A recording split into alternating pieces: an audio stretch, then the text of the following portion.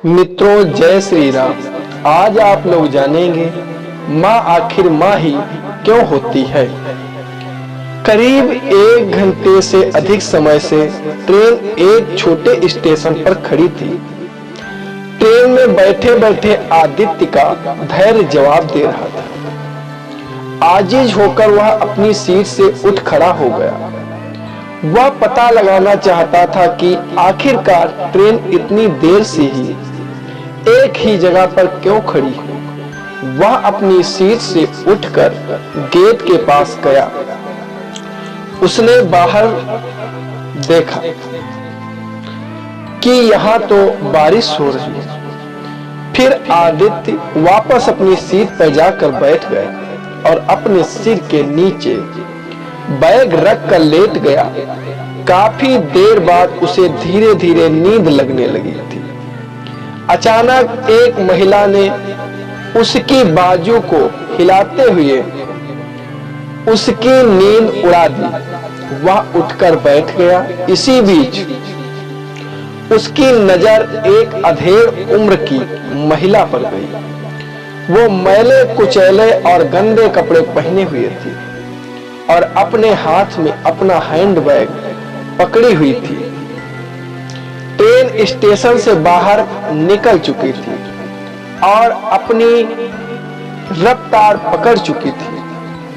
नींद में आदित्य को इस बात की तनिक भनक भी नहीं लगी कि कब उसका हैंडबैग उसके सिर के नीचे से फिसलकर नीचे फर्श पर गिर गया था। आदित्य ने फटाक से अपना बैग उस महिला के हाथ से ले लिया और चेक करने लगा कि कहीं उसका पर्स और अन्य सामान गायब तो नहीं है। जो ही उसने अपना बैग खोला तो अंदर अपनी माँ का शॉल देखकर आश्चर्यचकित रह गया। बैग में सारा सामान व्यवस्थित तरीके से रखा हुआ था।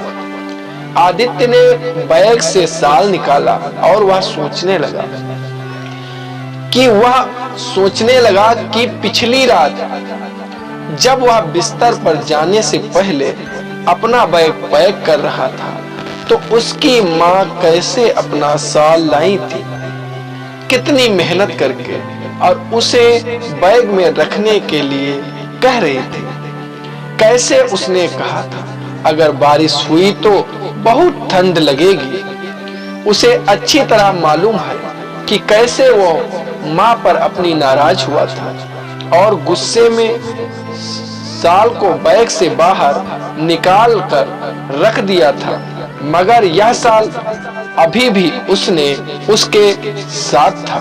वह मन ही मन सोचने लगा, शायद माँ ने मेरी सो जाने के बाद इसे वापस रख दिया होगा। कुछ वक्त बाद जब आदित्य पानी लेने उठा तो उसने देखा कि उसका शरीर से तो बुखार से गर्म हो रहा है।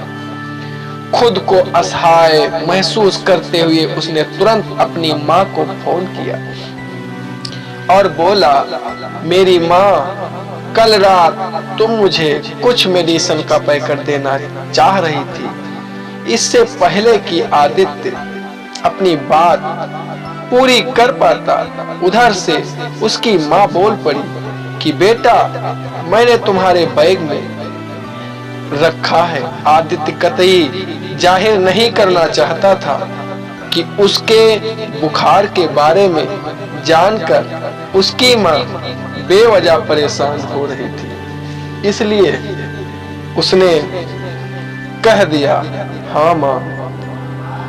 उसकी माँ बोली, मैंने तुम्हारे हैंडबैग के सामने वाली जेब में दवा का पैकेट रखा है, तुम उसमें से निकालकर सिर दर्द की एक गोली ले लो।